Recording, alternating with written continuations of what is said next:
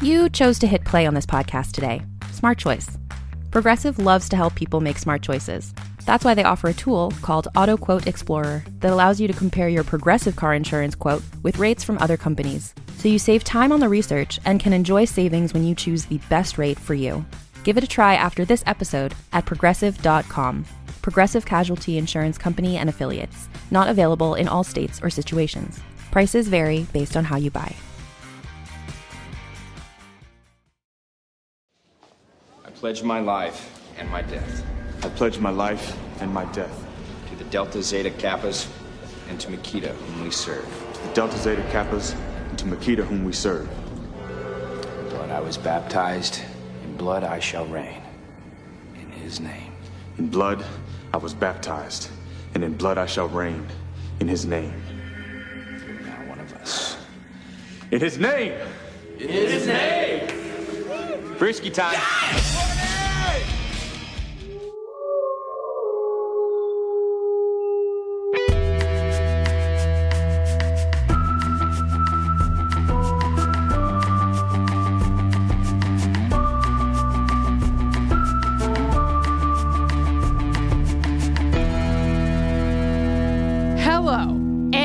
Welcome back to Buffering the Vampire Slayer. Once more with spoilers. Kristin, was that too much? No, I was actually like fairly chill, all things considered, when I like sort of take my deep breath to launch in with the Jenny Owen Young's Hello. I thought it was at a medium, a good hearty medium level. Okay, but all definitely right. not too much. Well, I'm glad to hear it. A podcast where we are watching and discussing each and every episode of Buffy the Vampire Slayer one at a time for the second time. This time with spoilers. I want to protect you and prove I'm as good as those rich, snotty guys and maybe catch an orgy if it's on early. I'm Jenny Owen Youngs. That is such bullshit. You would literally say that it is none of your business. This is not at all even indicative of Jenny Owen Young. Just because something is none of my business doesn't mean I don't want to look at it. I'm Jenny Owen Youngs. Oh, I'm Kristin Russo. Please starve a snake and lose a fortune. Today, we are discussing Season 2, Episode 5, Reptile Boy, for the second time. Reptile Boy was written and directed by David Greenwalt and originally aired on October 13th, 1997, just 3 days after the alleged incidents of this episode on the 10th day of the 10th month. You know, I was thinking about that because, like, at this point, you know when your show's going to air, right? So wouldn't you? But I guess, like, I guess when it's taping, you don't. It's really in the edits. You also at least get the next day reaction. Right. So it's... Oh, okay. So it has to at least be the 11th. Okay. Also, these boys have already been sentenced to consecutive life sentences. That is some fast acting justice. This is the one, according to IMDb, where Buffy and Cordelia attend a frat party where they are offered as human sacrifices to a reptilian creature. Hey, that guy's name is Makita. He has a name, okay? His snake eyes are here, okay? This is the one where we smash the demon lizard patriarchy. We're going to play the jingle right fucking now because this is where it all began. Whoa. The patriarchy!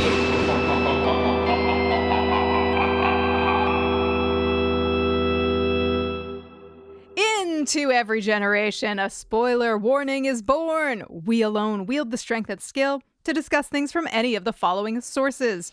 All 7 seasons of Buffy the Vampire Slayer and the canonical Dark Horse comics and Angel the TV series and any related canonical comics and anything that currently exists inside of the Buffyverse and anything that may be announced or released as we go. If you're watching the show for the first time and you're not ready to be spoiled, grab hold of the nearest giant snake demon and ride it all the way back through our feed to our spoiler-free coverage of this episode, which originally aired on February 8th, 2017. You should also, once you've ridden your snake back there and watched the episode and you come back here, you should stay tuned through the entirety of this episode because in our original run, we wrote and released 160 some odd songs, original songs about each and every episode of this television show. You can hear the song for Reptile Boy at the end, and then after the song, Jenny and I will talk in real time about what it was like to write it. Yay!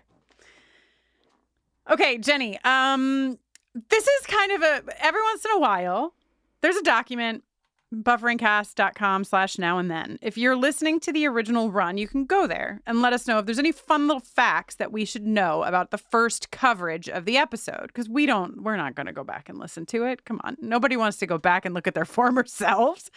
So this is going to be a bigger now and then than usual. Okay? Whoa. This was our first ever live taping at Nerd Melt in Los Angeles. R.I.P. Nerd Melt. I apparently felt compelled for the live episode to write my own summary. Previous Kristin said, in this episode, a bunch of white men with rich dads keep women in the basement of their private club and eventually kill them to maintain their own wealth and power. They also answer to a reptile. So this doesn't have any relevance to our current state. The person who wrote this, Emily, says, so I so wish this were no longer relevant. So we're just in a fucking spin cycle here. Also, Jenny, this is the one with the most epic spoiler you ever fucking dropped. Live in front of an actual audience, Jenny spoiled something that has actually brought people to our Patreon for years to find out what it was that Jenny spoiled. I actually would move to release the footage here today for the people to hear. What do you think? In fact, Kristin, this spoiler was so epic that when I was trying to look up what date we published our original episode, I discovered that someone had gone to Reddit. There's a whole Reddit thread about what is the spoiler. So am I allowed to release it to the public now? The time has come. This is a no spoilers barred zone. Yeah, so you we can no absolutely longer have drop to it pay here to be spoiled. So here we are, 100,000 years ago, live at Nerd Melt. Jenny, go ahead, former Jenny, spoil everyone. I was sad. Miss Calendar, is that her name? Yeah. No, yeah. I'm sad she was missing. So, thing about her. Interesting. Where is this going to go? Maybe I should save this piece of information on the podcast for after she dies. So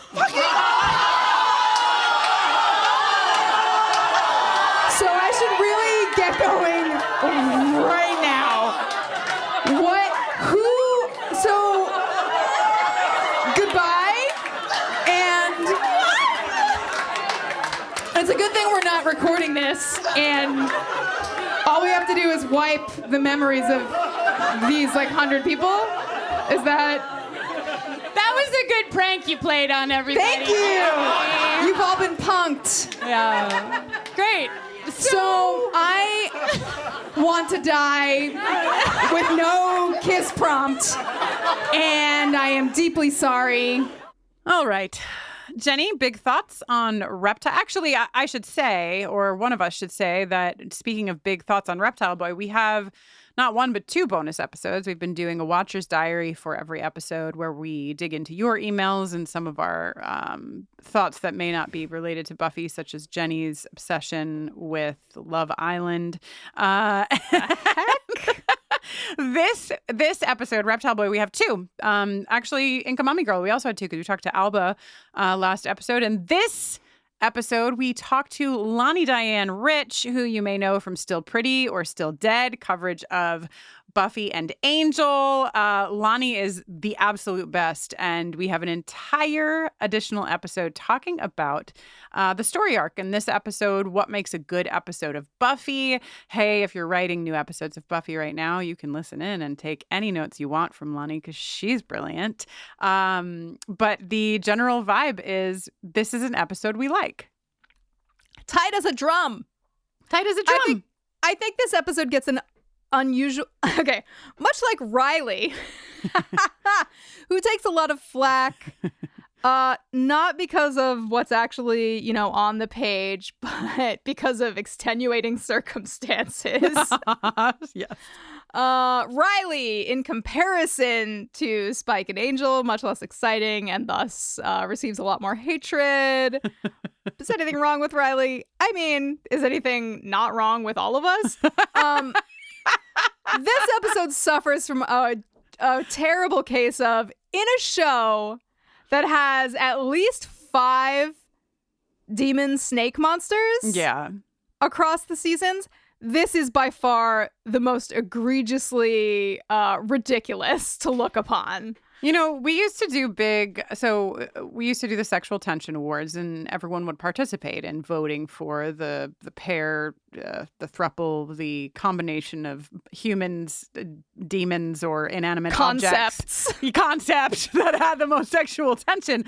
I wonder if this is the episode where we should put all of the demon snakes against each other and find out, like, who is the snake demon that snake demons them all. And I don't know what the, like we have to really figure out what we're looking for, what the vote is really trying to determine. So we'll workshop that and maybe stand by. Yeah.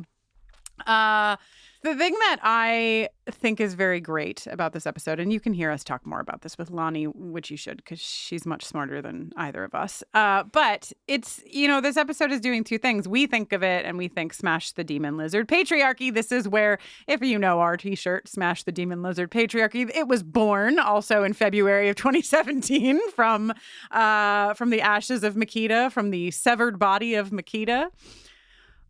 But it also has this huge heartbeat of Angel and Buffy and their forbidden love, and they shouldn't be together, but they should be together. And, there's like just a lot of that in here that I think gets forgotten. Because when you think Reptile Boy, you think Makita, you think the frat, you think all of this stuff. And some of these big beat moments, I don't even know that we assign them to an episode. When we think back, we're just like, oh, and then this big thing happens in season 2. But this episode has a lot going on. So we'd also be fools not to share with you that, speaking of Smash the Demon Lizard Patriarchy, we have, upon this very special occasion of us watching and discussing this episode again, prepared a selection of Demon Lizard merch just for you, should you want to find it. You can always find it at bufferingcast.com/shop. And I'll tell you what, we've got bandanas featuring your favorite lizards that wear fedoras and backwards baseball caps. Are they lesbians or are they frat boys? It's impossible to say. Yeah.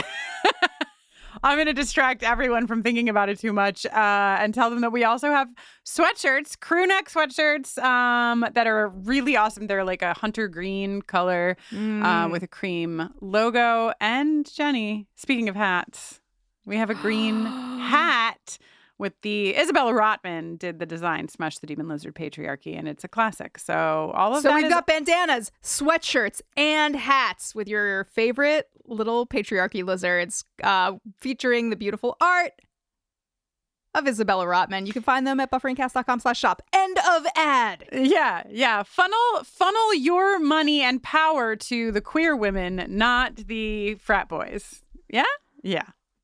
I'm using my share of the merch proceeds to buy a keg. Oh, I was just teaching my daughter today how you do a keg stand and like rule supreme. Your 5-month-old daughter? She's 5 months old, but Jenny, there's never a time too early to say. And if you, kids at home, if you're listening to this, and this is responsible advice, because usually the goal of a keg stand, this is exactly how I imagined we would begin this episode. Honestly, It's really on point. The goal of a keg stand, of course, is how long you can stay up there for, right? And in the 90s, keg stands were done by all genders, but the guys were always like, I can stay up there for 24 hours straight or whatever, So you really wanted as a girl to be like, fuck you, I can 24 hours straight. I can fucking do a keg stand.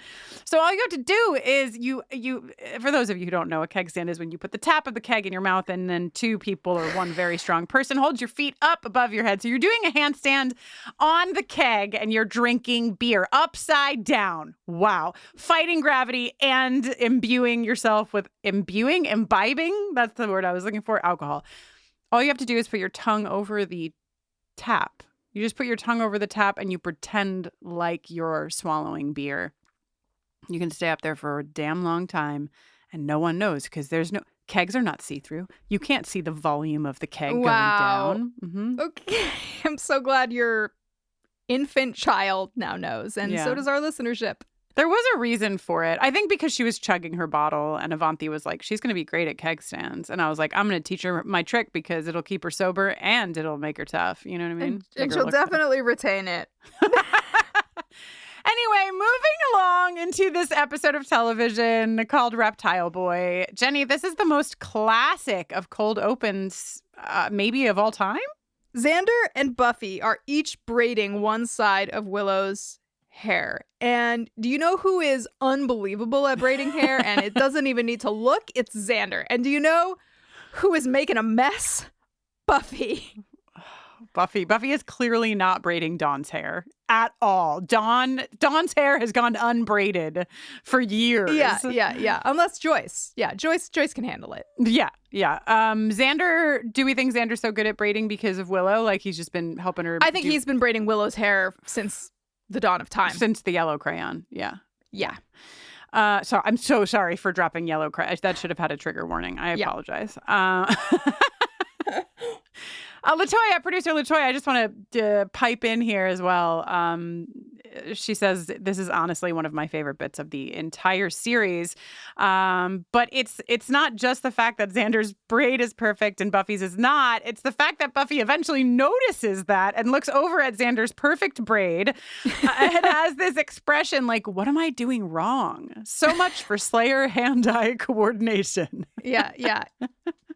Yeah, it's the strength and skill. It's not the strength, skill, and braiding abilities. Yes. And this is like, okay, so they're watching a movie. They're watching a Hindi remake of Body Double. It's called Pela Nasha, which I'm probably pronouncing incorrectly.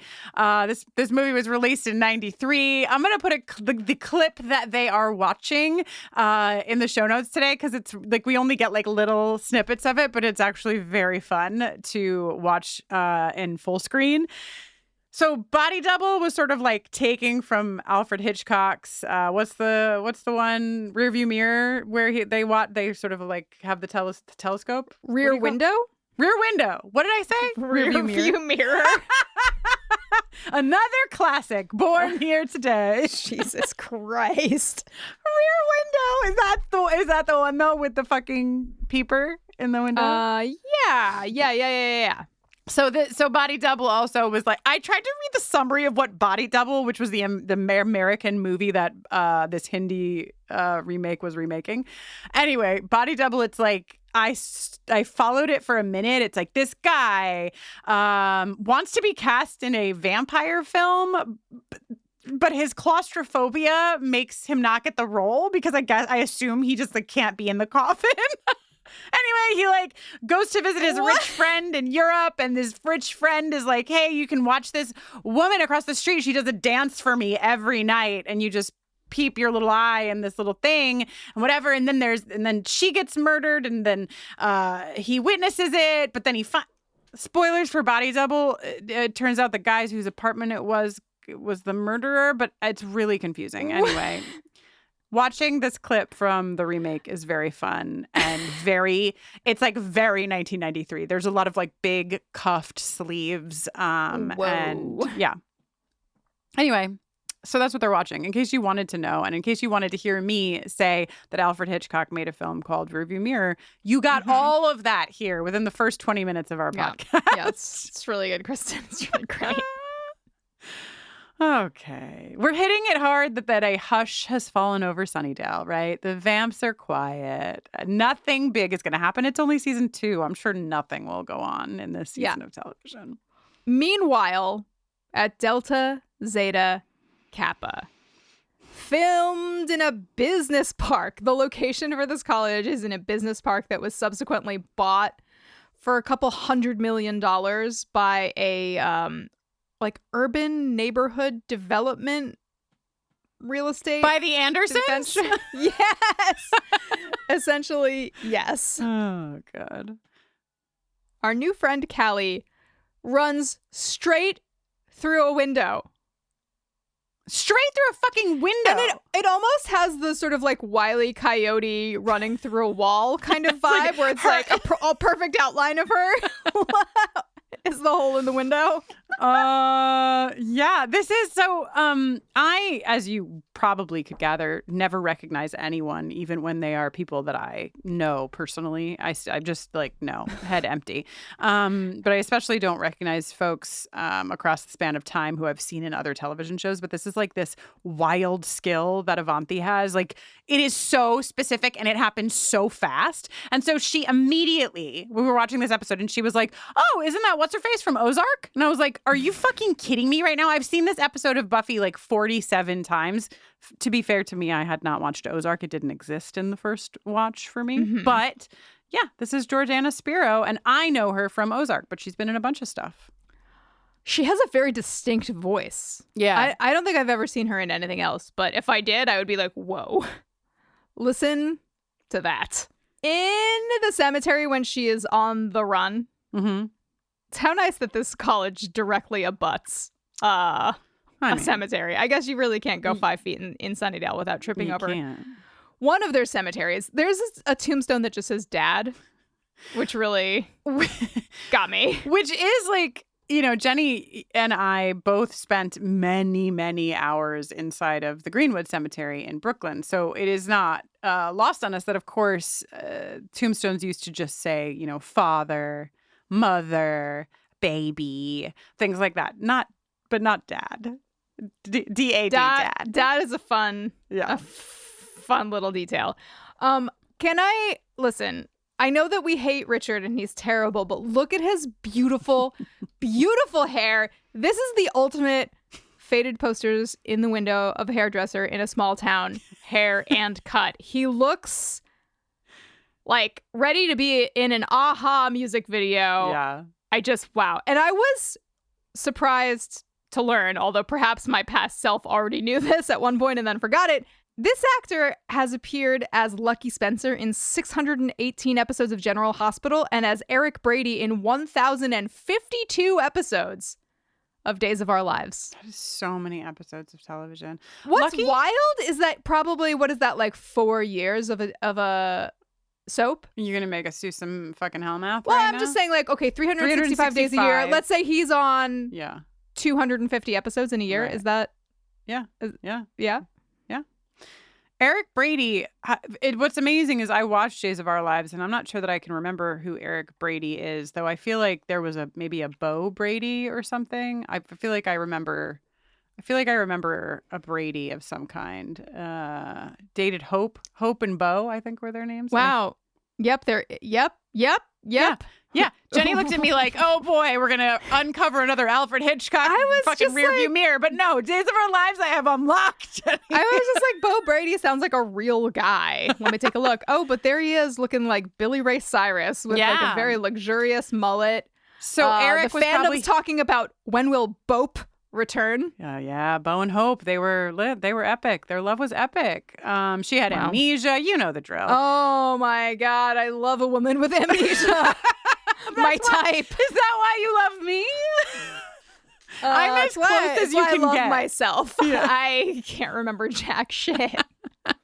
I imagine Eric Brady was his son, but what I was going to say is that I don't really like Eric Brady doesn't jar anything for me, but Lucky I think was a very big deal character on General Hospital because I remember it was like Lucky and someone, or I don't know. Oh wow, it's Jonathan Jackson was the original Lucky, but you know what it is that Luke and Laura are like I think the biggest character pairing in General Hospital across time, and Lucky is their kid.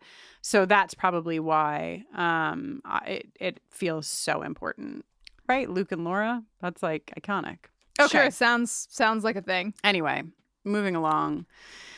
To go from the lightness to the darkness, I just wanted to say that this episode, right, in a large snapshot, this episode is about how men treat women like shit / literally physically harm women to retain their power, wealth, and status and all of those things. And I think it's really notable that although most of it is done in a way that is like sort of light, fucking Callie here is running in only a slip and an undershirt. She has jokes aside, like smashed through a glass window to get away from these men.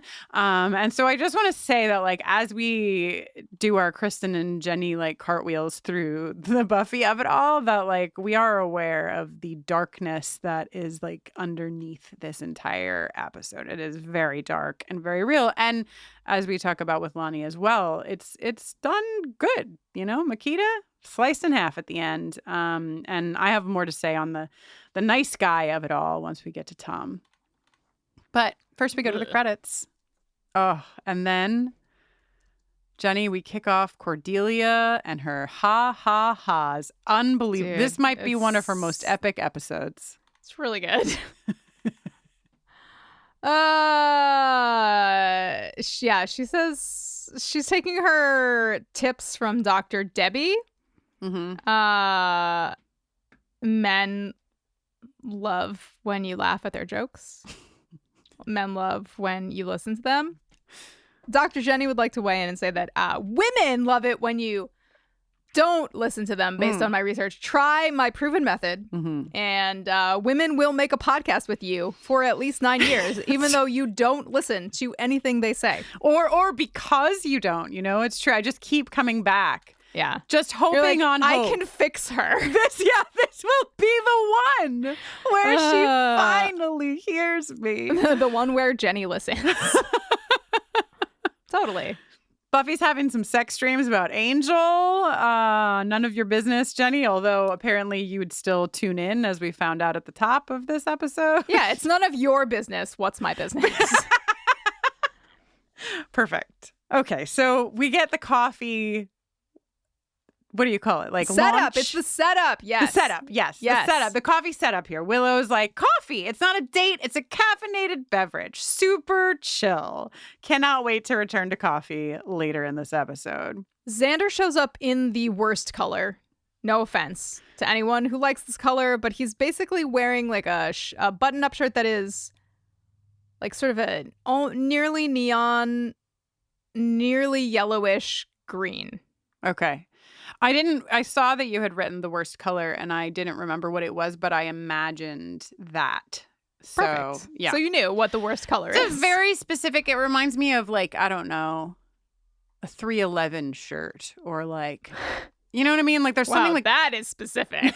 But it's like there's something like I could see Oz. No offense to Oz, but like I could see Oz in this color and maybe even rocking it a bit more because it has like a name patch on it, you know, like that. Yeah, there's something about it just being a plain button-up shirt though that's like, yeah. A swing and a miss.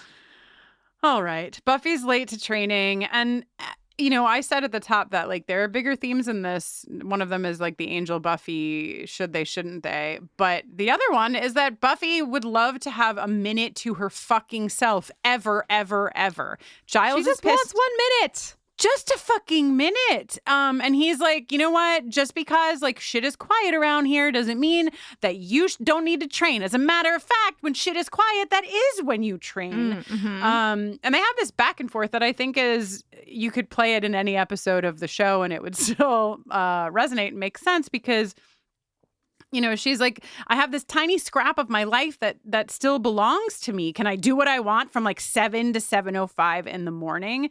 Giles says, you don't think I know what it's like to be 16? And Buffy says, no, I think you don't know what it's like to be 16 and a girl and a Slayer. Fucking mic drop, Giles, because you do not. And you know, luckily we'll see Giles do a bit of growing by the end of this episode. But she just wants to be able to like go to a dance or like go to a frat party or whatever the fuck every once in a while. And everyone here in this podcast thinks that she deserves it. Yeah, that would be so nice. Buffy, all you need to do is find the scythe and activate all the other Slayers, and then you can fucking take a break, you know? The sooner the better. I think Giles is addicted to encouraging Buffy to hone. I think he needs to take a nice, hard look in the mirror and ask himself, what is it about honing that I personally can't let go of? Yeah, and I think the answer probably would be that he just loves to say it. Feels like a very British thing to say, you know, hone. Maybe. Very librarian thing to say as well. All right, outside Sunnydale, Here comes Richard with the good hair in his black BMW, and he has Tom with him. Oh, what a nice guy. This guy's so nice. So nice. Cordelia goes so fast to meet up with Richard that she literally body checks Willow on her way down, does not give two shits. Everyone, like, what I love is that there's some just like really great beats in this episode that are small. Like, she does this and we get a moment of like Buffy and Xander being like, are you good, Willow? You okay? And we get ha ha ha round 2 from Cordelia, where even Richard is like, I don't think you actually. So the problem is she's doing point A, laughing, but she's not doing point B, which is listening. So she's just laughing at all of the things instead of the things that are funny. And sorry, what were you saying, Kristin? I was going to say that does sound exactly like the way you laugh when you have not listened to anything that I've said. Tom spies Buffy and is like, who is that? She is amazing. Cordelia, oh, yeah, what I meant by, like, I don't know her at all is I don't know her like that. She's like a sister to me, and we're so close, and anything you need, boys, as long as I can come to your fancy party and go to your room with 2 televisions and mahogany paneling or whatever the fuck it has. Dude, yeah, we're going to talk about the paneling when we get there, but first, this guy, listen, yuck. Yeah. First of all, a high school junior, mm-hmm. a college senior. There is a significant amount of life that occurs between those end brackets. Yeah.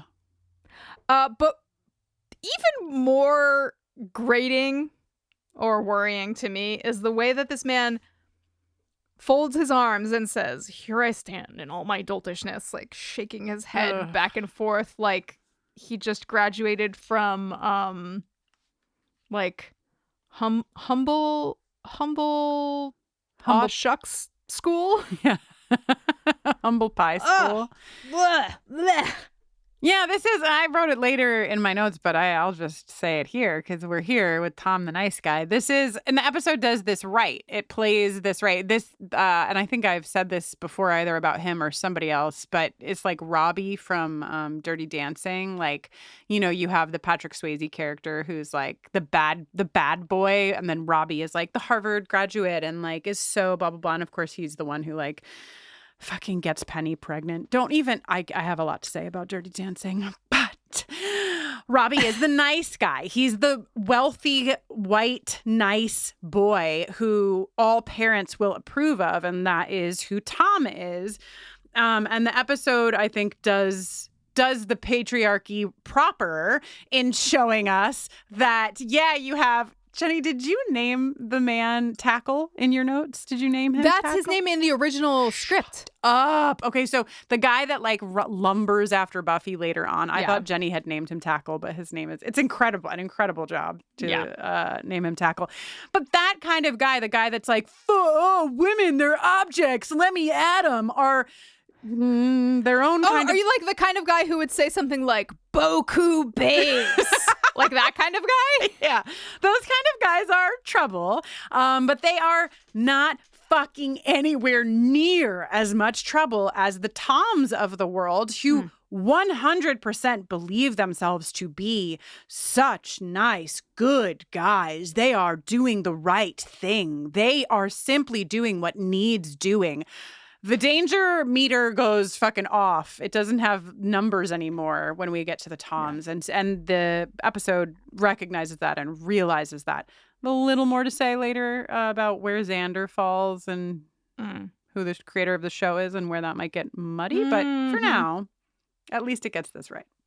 Hey there, everyone. Kristin here. I'm sure it's no surprise to you, but it is summer. It is hot. I just finished having a garage sale that took up the entirety of my Sunday, and I am exhausted.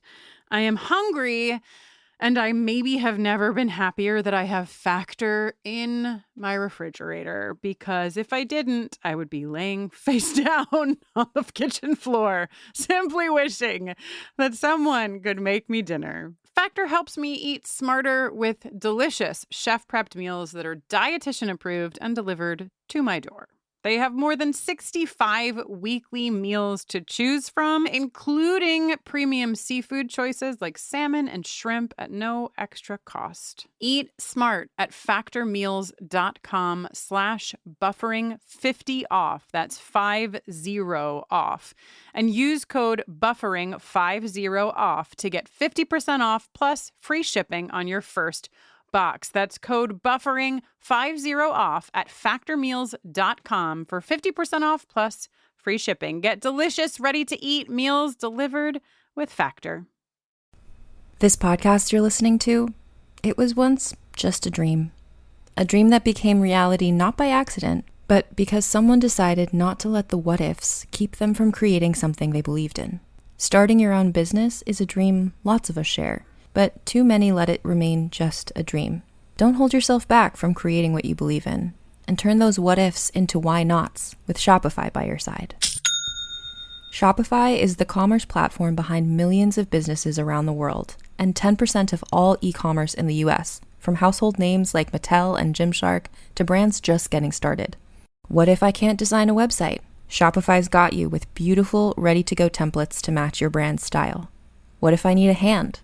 Get help with everyday tasks like enhancing product images, writing product descriptions, or generating discount codes with Shopify's AI tools created for commerce. What if people haven't heard about my brand? Shopify helps you find your customers with easy-to-run email and social media campaigns. And what if I get stuck? Shopify's always around to share advice with their award-winning 24/7 customer support. So turn those dreams into and give them the best shot at success with Shopify. Sign up for your $1 per month trial and start selling today at shopify.com/realm. Go to shopify.com/realm. Shopify.com/realm. Cordelia, ha ha ha, round 3. She's going hard on the ha ha ha's. Yeah. I don't know what is funnier, the third round of Cordelia's ha-ha-has or this silent scene where fucking Giles just is tapping on his watch in the middle of the students. Furiously. Just like, Buffy hone, Buffy hone. Yeah. Buffy reports to training in the library, reluctantly saying bye to Tom and telling him she can't go to the frat party she was just invited to because she's involved with someone. Yeah. And what happens at the training session sort of proves that the training session maybe didn't need to happen. Yeah.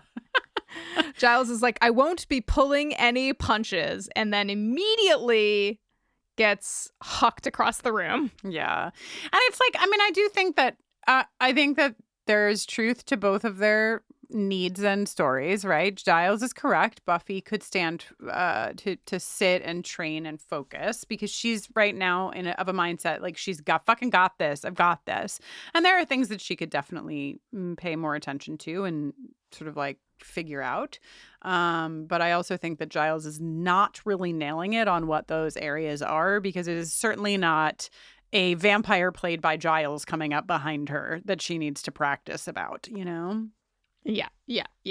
All right. So she goes to the cemetery to patrol because training ends immediately when Giles is outdone. And she finds half of a bracelet, and all it says is E-N-T. Kristin! That bracelet belonged to an ent! To an ent! It's so funny because I thought you were going to say it belonged to an ear, nose, and throat doctor, but you... Also possible. Is an ent something from Dungeons and Dragons? No, it's something from... Lord of the Rings. Yes. The other Dungeons and Dragons. Do you know what it is? Do you know what ents are? Ents are very tiny guys. Those are brownies. That's from Willow. Okay.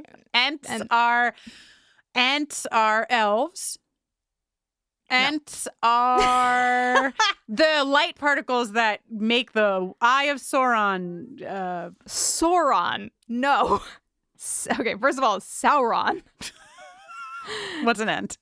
An ent is a big old tree guy. Oh, those guys. Yeah, Or yeah, gal. Yeah. Great.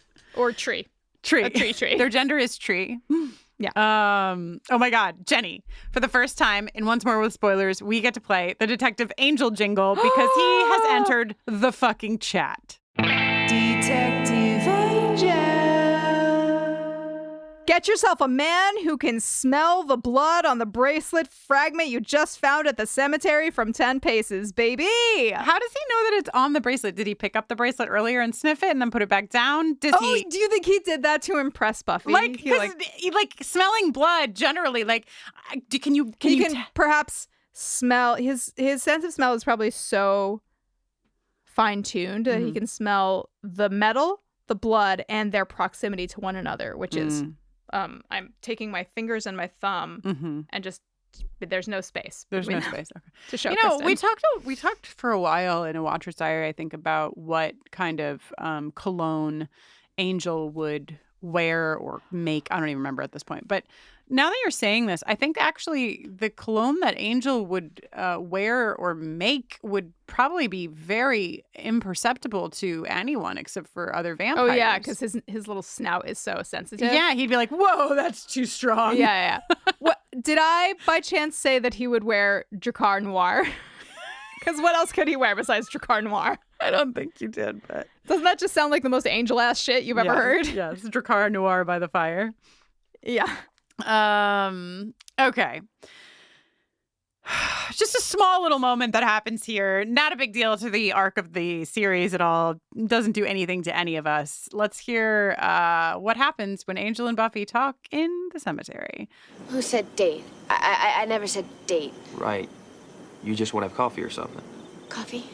I knew this was going to happen. What?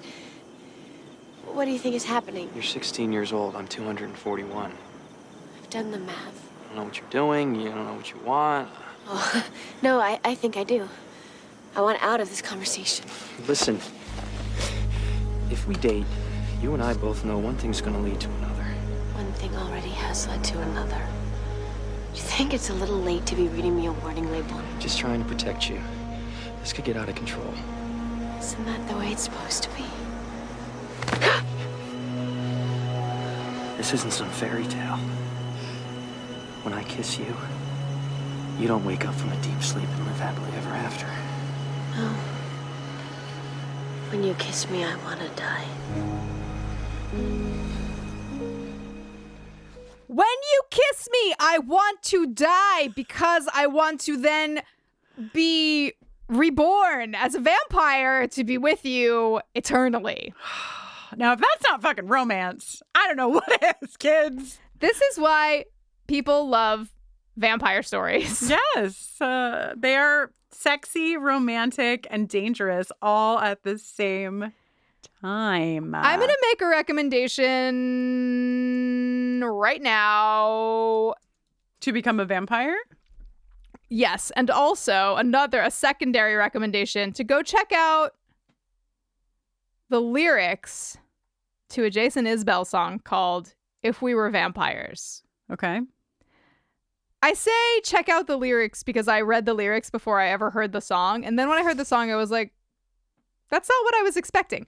I think the set of lyrics is like just one of the all-time greatest sets of lyrics in all of time. It's extremely romantic. Unfortunately, it's about his ex-wife. Hey, some of the most romantic songs are, Jenny. Okay. So anyway, I love when she sets herself up for that shit. You know what I'm saying? A beautiful set of lyrics, executed in a sort of like more like major kind of like, it just feels like more up, like it sounds more up and like full of light than I was expecting. Although maybe I should have been expecting something that sounded full of light because it's so romantic. But because it's like vampires and mortality and love, like you'll hear in our conversation with Lani Diane Rich, she said something amazing, which is that every love story ends in tragedy. You know? Yeah, I've been thinking about that a lot. And you know what? I found a way out, Jenny. And what's that? Vampires! Yeah, vampires.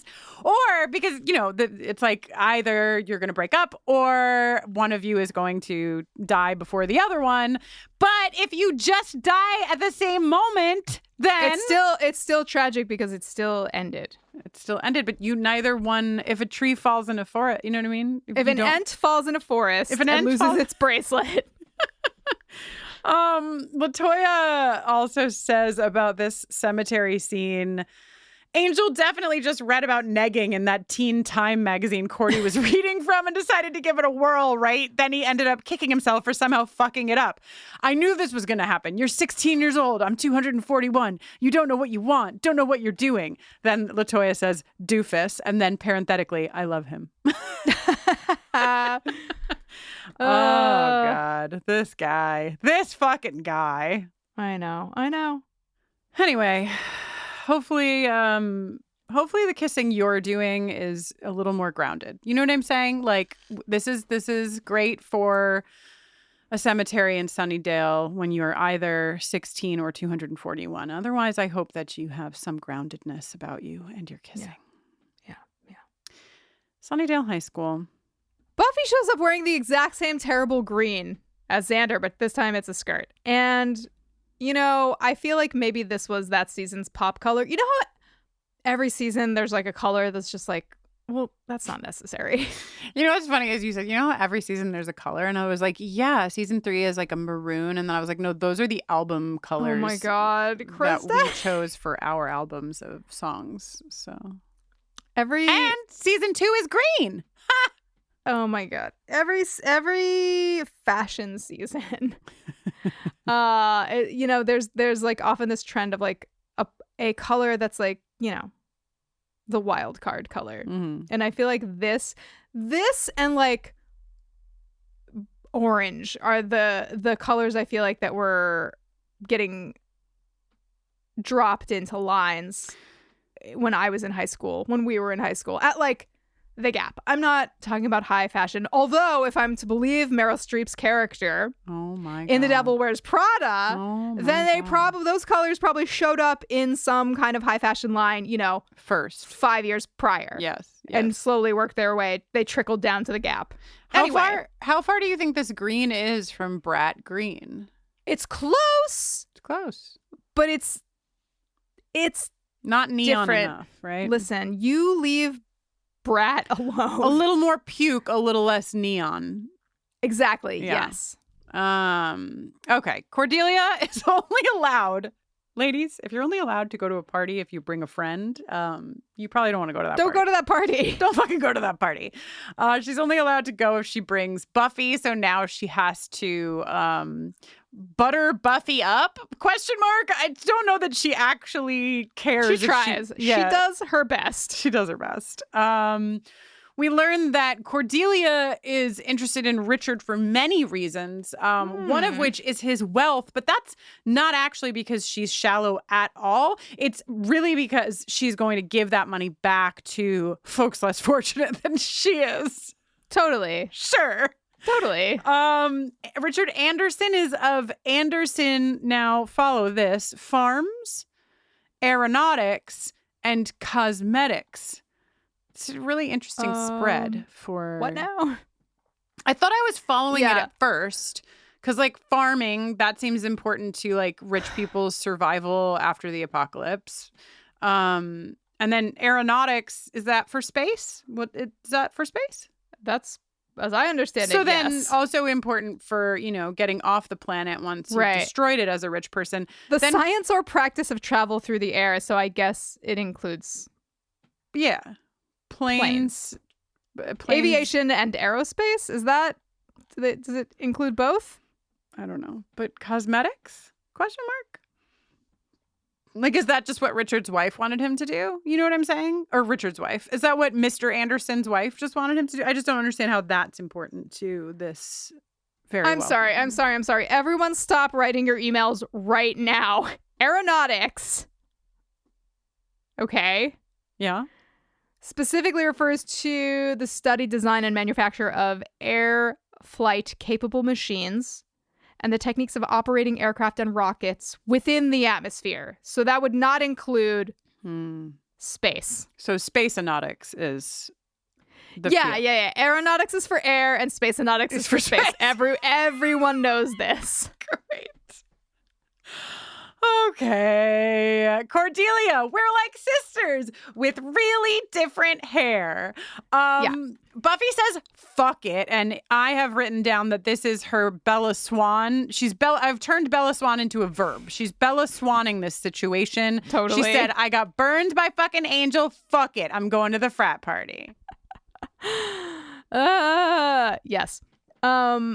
And then we get she started by trying to compliment Buffy's hair, but failing because she couldn't lie. And then she exits the conversation with we're like sisters with really different hair. There's a lot of setup and knockdown in this episode. And some of it's this fast at the beginning and the end of a scene. And some of it is from the, he could smell blood on a bracelet. There's the guy you want to take to the party. To later, when they go to the party where somebody needs to be rescued, and they're like, "Oh, he is the guy you want to take to the party." I wasn't listening to you at the top, but this is David Greenwalt, right? This is David Greenwalt. Yes. Yeah. Written and directed by. Yeah. This is great stuff. And I feel like the times that we've interacted with Charisma, she has spoken about David Greenwalt with such deep love. Oh, yeah. Greenie. Greenie. So I love to think of their relationship like beginning here with this amazing Cordelia shit that he is putting down already, We started with this sound clip here, of course, of these young men pledging their life and their death to the Delta Zetas and Makita, whom they serve in blood. They were baptized, Jenny, and in blood they shall reign in Makita's name. Now, this is a beautiful 1-2 punch here because we get the repetition in his name, and then the last moment, brewski time, and then the fucking music kicks in and the frat party starts. It's nice, through the decades. It's funny because later they say like at least 50 years of this has gone on, but you'd think that with like the robes and the ceremony of it all, like there would have been girls buried in this snake pit for centuries, not 50 years. So I don't know. Anyway, I mean, maybe they had a different pit. This is where we see Callie shackled in the snake dungeon, Richard laughing in her face and saying, "God, I love high school girls." Ugh. Just a nit to pick. I know that we can't see him yet because we need the later reveal for the like gut punch, but Tom really should be conducting the ceremony. He's the guy with the green robe. Yeah. He's the guy with little snake diamonds cut all over his body. Yeah, and like maybe it's just that he needs to take a beat to get additional diamonds cut into him, and that's why Richard is sort of like taking the first lead. She's just kicking it off. I see. Yep, totally. I never think about the fact that nitpicking is picking a nit, and it makes me upset that you separated it, and I have to think about that now. So sorry. In the lounge, the sought-after high school lounge at Sunnydale High, Buffy is explaining that she's going to a frat party with Cordelia. For once we get, instead of just a Xander beat of jealousy, a little Willow beat of jealousy. And I love that. Cordelia? Xander is, of course, Xandering out as well. He's thrilled that Angel is in the doghouse, in the bat house. In the bat house. Ooh, bat house, I love. And then... Bat. Then immediately he's upset when he hears that, oh no, just because Angel's gone doesn't mean that Buffy must be celibate and not go after any men. Yeah, Xander's like, there's another boy in the world? Xander, come the fuck on. And Giles is... Oh my God. This man needs to like be aware that he is in a public place where actually students should... If things are going right, students should be filtering in and out of this library all day. I would love like a C plot where Giles is really trying to get the students of Sunnydale interested in history and in learning, Like he's a bit distracted from his Slayer watcher duties because he's like, the children in this high school don't even know about fill in the blank of a historical thing that I wouldn't know about to reference. He's practicing that. He was practicing about Jenny Calendar, right? And now he's practicing so that he can not make a fool of himself when he spars with Buffy. His, will you be ready if a vampire is behind you, by himself. And then he gets busted. He throws his fucking sword down in embarrassment. Sir, you are at your day job. Contain yourself. Okay, so Buffy lets Giles know she found a bracelet. Angel smelled blood. Xander, now there's a guy you want to party with. And I hate this. In LaToya's notes, she says, even though Xander is Xandering out, LaToya says, I kind of like, I think that the bits where he's going on about Buffy's relationship are pretty funny. Xander always needs to shut up and get over it and stop being weird. But particularly in this episode, Nicholas Brendan's delivery of it all is so dry. It all works for me here. Probably the only time, really. Wow. Yeah, which I felt was important to bring into the conversation. But I will say I particularly hate this moment of Xander's where he's like sitting on the fucking counter in the library and he's going to make the plan. Okay, here's what we're going to do. She should make the rounds, aka Buffy. And Giles is like, yeah, good idea. She'll patrol. And thankfully Buffy speaks for herself and saying she is standing right the fuck here. And then she lies to Giles. And I love it. Because Giles wouldn't, like, respect where respect is due. And right now, Giles has not been earning her respect because he has been really not giving any validity to the desires that she has as a teenage girl to have some kind of normalcy in her life. And I think that if he had given her some validation, she would not have felt the need to lie. So, point to Buffy, 0 points to Giles. Wow. Sorry for the tough break, Giles. I just had a vision of like my teenage daughter playing this back to me, like after lying to me and being like, you didn't give me the space to be who I was. And so I lied. And in 2025, you said that was correct. I have to delete all my podcasts before my child can listen to them. Mm-hmm. Okay. In the lounge, Cordelia is briefing Buffy. She's prepping her for their big frat night out. Yeah, so she says, this really struck, speaking of my daughter, actually, this really struck a chord with me. She says, you can't wear black, silk, chiffon, or spandex because those are my trademarks, Cordelia's trademarks. And I said, silk and chiffon are different things because really all I know is the song by Muna, which you may have heard of, called Silk Chiffon. Now, I knew the song before I had a child, but this child, her favorite band is Muna. She laughed for the first time during a Muna song.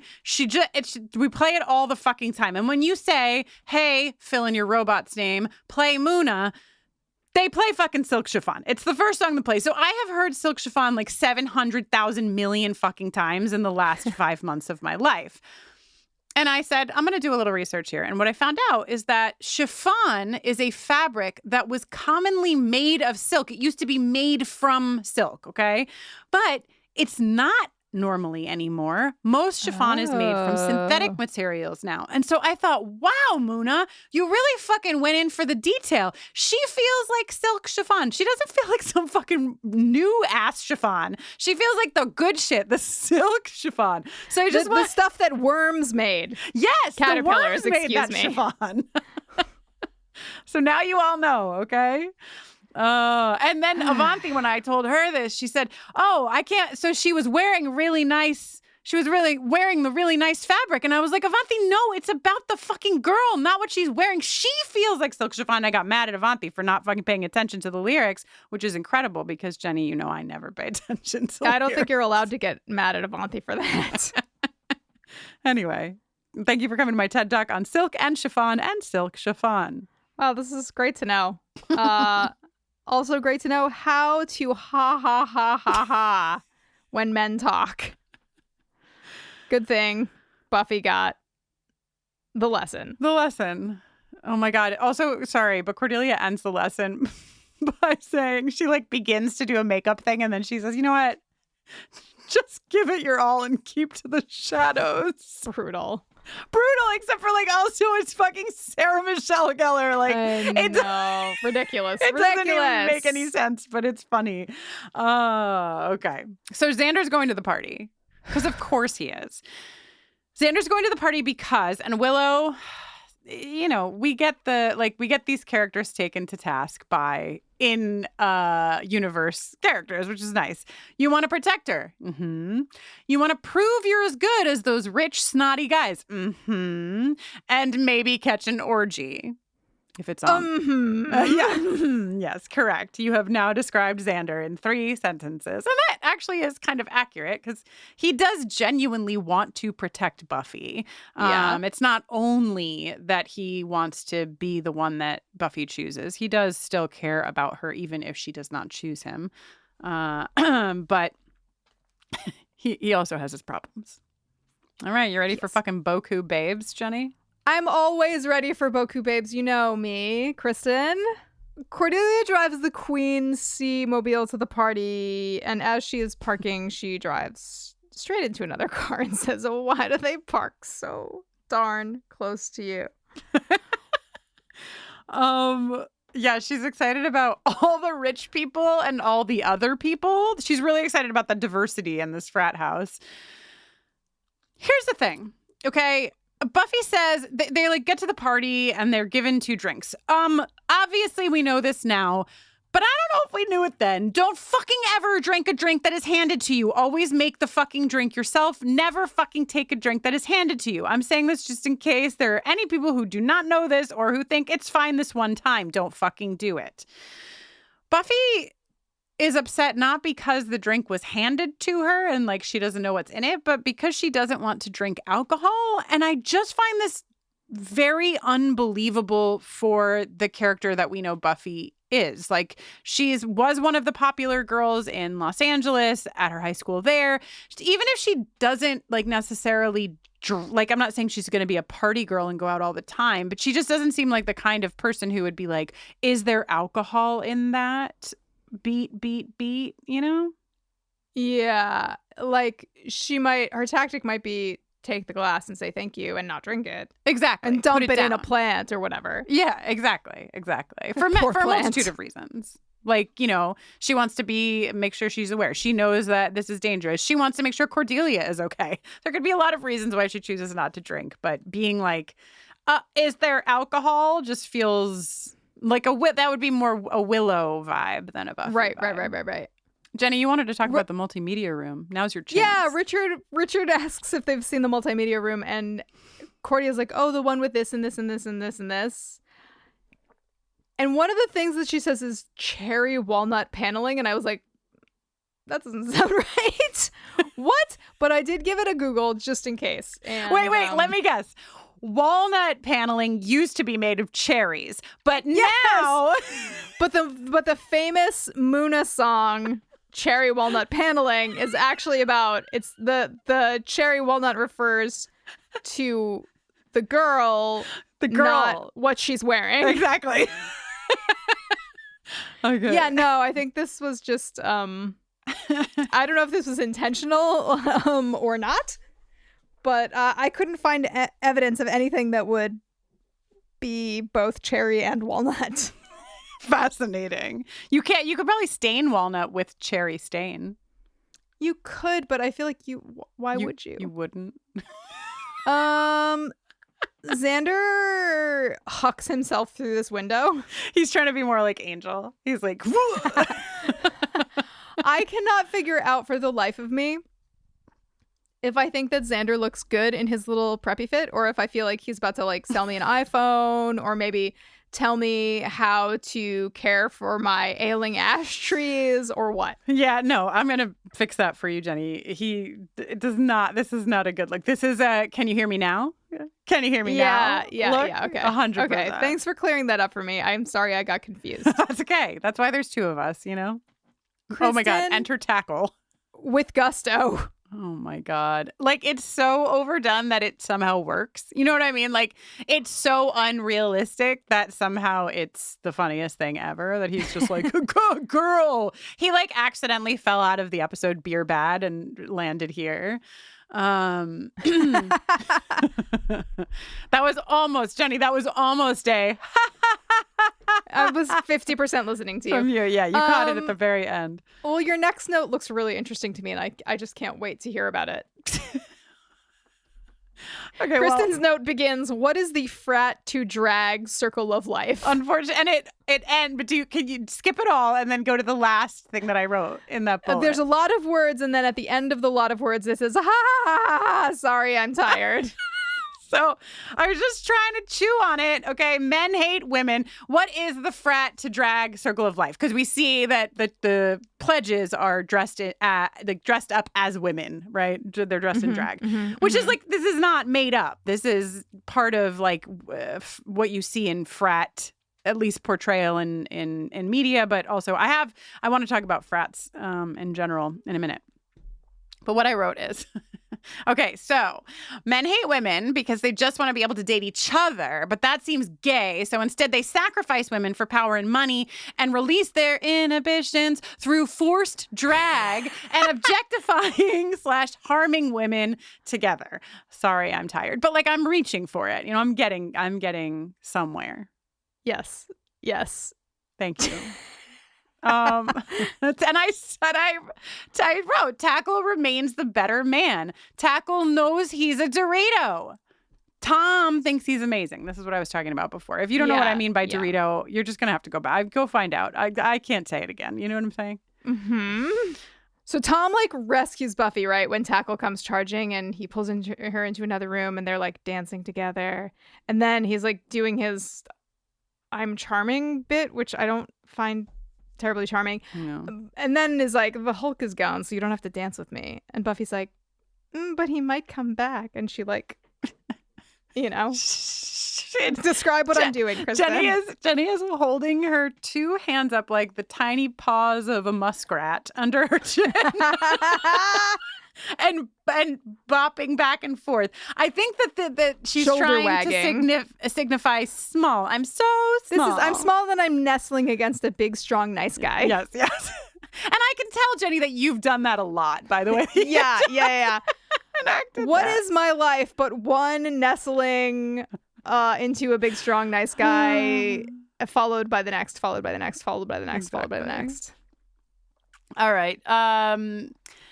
Xander has three women around him, and he's, doing Bro, don't Godzilla with the hors d'oeuvres when you're trying to keep a low profile. Oh, I see. I thought you were dragging on him because you wanted him to flirt better, and I was like, no. Working. The ladies love it. The ladies clearly love it. Are so into it. They're like, finally a guy that just wants to be a fucking dork.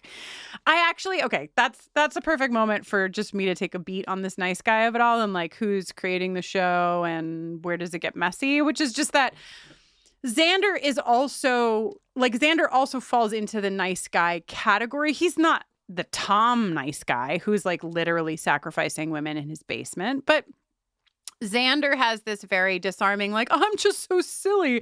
I just like nerdy things and I'm going to Godzilla with my fucking hors d'oeuvres and you're going to think it's funny. And it is sweet. And Xander has a lot of very sweet things about him. We've talked already about how we wish the character leaned more into that than where it winds up leaning. But like Xander should not be set up here as like the actual harmless guy because he is not harmless. There's a lot going on for Xander too. And I say that with a deep emphasis on who Xander is sort of modeled for as whatever. That there's problems coming from inside the house, So just be aware. Yeah. Really briefly on fraternities. I'm not going to make a whole big thing out of this, but this is, I think, there are huge issues with fraternities overall and men overall. I think you probably have understood that as my belief. But I'm going to do a little not all fraternities here. Only because my dad was in a fraternity a long, long time ago. He went to SUNY Oneonta and he was in ITK. And I had kind of one monolithic thought about frats for most of my life, including my dad's frat, just like they are all one thing and I can't. And then my dad died, and we had a celebration of life for him. And literally, I think all of his living fraternity brothers from 50 years, more than 50 years prior, came to the celebration of life. Wow. A statement in and of itself. And two of them spoke, my sister and I did a little speech and whatever. Two of them spoke. And I was literally weeping from what they said. And they talked about my dad as the compass for them. That my dad was really the guy that was always I don't know if that's really right, guys. I don't know if that's the right thing to do, guys, which is very my dad. But they talked about how much love they all had for each other very vulnerably and in a very meaningful, moving way. And obviously, I know that men can have meaningful, beautiful relationships with each other, and that is at the heart of what a fraternity is supposed to be. But I was surprised that in this instance, at least in some ways, it had actually happened. And these men had this absolutely beautiful relationship with each other. They each came up to my sister and I after the celebration, and they were like, anything you ever need, call us, find us. We are always there for you, anything, and it was just very powerful. And so, hashtag not all fraternities are the purpose of a space for men to be in communion with each other is, I think that is not a space that's opened up for men very often. And if done powerfully and I don't want to say correctly, but if done in a way where vulnerability is allowed, that actually is a really amazing thing and could be very helpful in so many ways. And so, yeah, if you were in a fraternity and you had good experiences, look, I see you. The end. Thank you for coming to my ITK talk.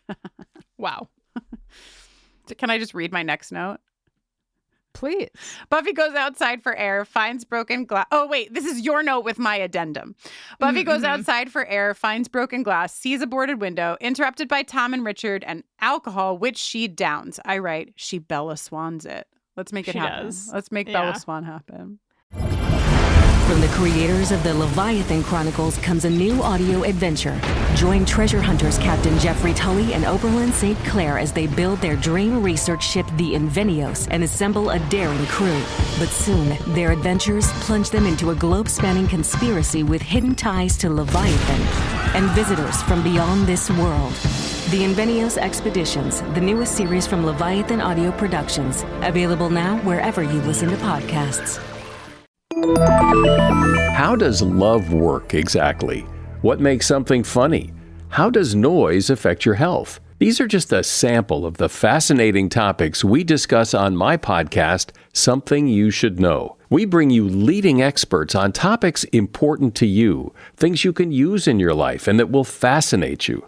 We deliver 3 episodes a week and have over 1,000 episodes available to listen. So get listening to Something You Should Know wherever you get your podcasts. Willow does some bracelet sleuthing and finds missing girl news. Callie, Megan Anderson? No relation? Or is this Richard's sister?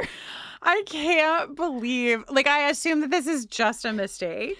I can't believe that David Greenwald has only heard one last name in his life. He's I can't use my own last name, so it's got to be Anderson. Dude. Those are the only two.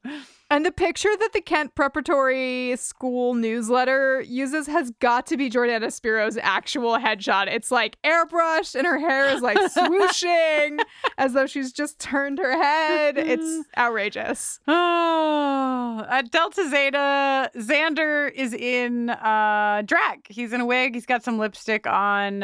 Huge cans. He's what? I said huge cans. Oh. Yeah, huge cans. Buffy is fucked up from this drink, making me wonder, I am certain that I have wondered this before, but how do drugs work inside of a Slayer body? It can't... I'm going to guess much like the healing, she metabolizes stuff faster, but she's still going to go down. So she gets hit as hard, but it just doesn't last as long? That's what I would assume she gets hit slightly less hard and comes back faster. Okay. So maybe she's less unconscious than Cordelia Which is she right is. now. That's true. She is. I mean, Cordelia is just completely knocked out on the floor of this room, and Buffy is maybe going to get there, but we don't have the time to find out. How many times have I bumped into a small table and apologized to it? More than I'm basically the Slayer. More than my sister, it's questionable. When Jenny and I were married and my sister and Jenny would be in the same room, it was simply just a chorus. Welcome to the sorry feedback loop. Sorry, I'm sorry. Sorry, I'm so sorry. No, I'm sorry. Incredible stuff. Just last night, my sister came over and she apologized, I think, to the fridge door, the cabinet, and one other inanimate object. Good. Okay, so Richard pops in, finds Buffy unconscious, is about to do something truly foul when Tom stops him, but not for the reason you'd hope. Tom calling Richard perverted here. This is what I'm fucking talking about with this nice guy shit, right? Like, no, sexually assaulting this woman would be disgusting. What we must do is actually sacrifice her to a snake demon downstairs. Okay, sir. Oh, okay. Willow is trying to make sure that Giles does not find out that Buffy is at a frat party, except for, oh no, the problem is at the frat party. Allison Hannigan, I'm really like thinking so much about the casting of this new Buffy series, and you know, we'll see. Like I think you can't tell until the actors are paired with the directors or paired with the script, but Allison Hannigan delivering just this very simple line when Giles says there might be a killer. She says, "Killer? Now there's a killer? We don't know there's a killer." And then she like says gulp out loud. And I just imagined that written on the page and then like seeing Allison Hannigan deliver it. And they're two completely different things. And the power there. And like, that's just putting it into the universe that we get that power in this new Buffy. Let it be so. Any excuse to call Angel, you know? I mean, now that you've got his number, Giles, why isn't that just your sort of go-to? They keep each other on speakerphone until they fall asleep, until one of them falls asleep. Oh my gosh. Bros, as we've said before hoes. Yes. You know what I discovered? What? The other night? I was like, what do you call it when it's a bromance, but for girls? And then I was like, oh, obviously it's a homance. Oh my God. I think